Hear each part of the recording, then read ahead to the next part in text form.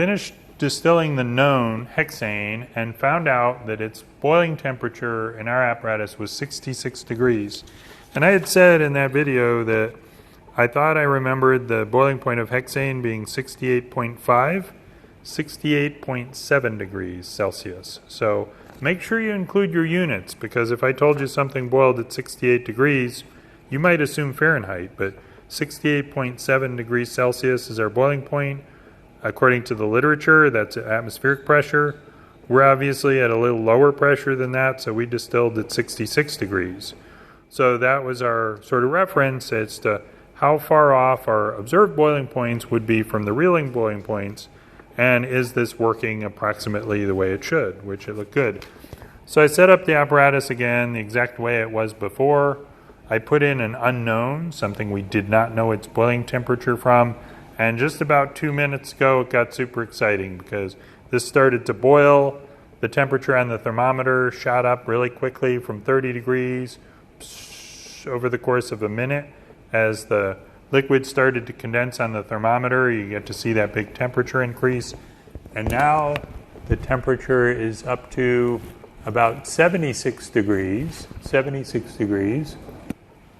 And so this is a higher boiling compound. It's something that's probably a little bigger, more intermolecular forces. It's dripping smoothly. So again, we're going to count the drops and take the temperature every once in a while. We're going to ask ourselves, what is this? It could be a number of compounds, because there's probably hundreds of compounds that boil at about this temperature. But we know from our little list, there's only certain compounds that could be in the unknown collection, and we're trying to figure out which one it is. So that makes it a lot easier.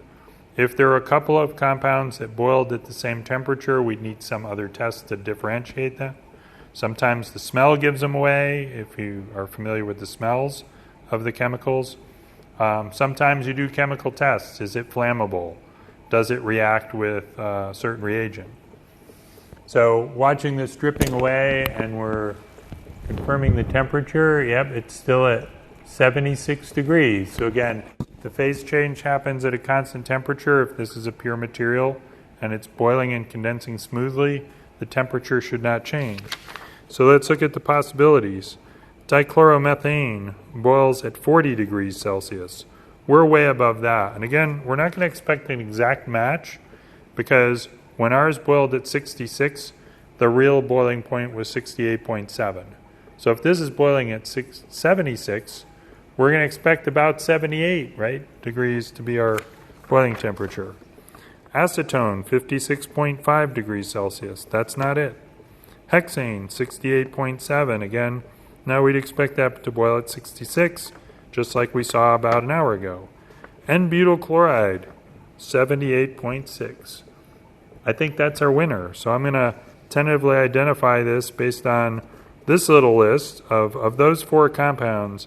N-butyl chloride is clearly the right match, because this is boiling at 76 degrees, nice and steady, and we're a little less than atmospheric pressure, so we'd expect the normal boiling point to be a couple of degrees higher. 78.6 is a nice match. It's probably N-butyl chloride.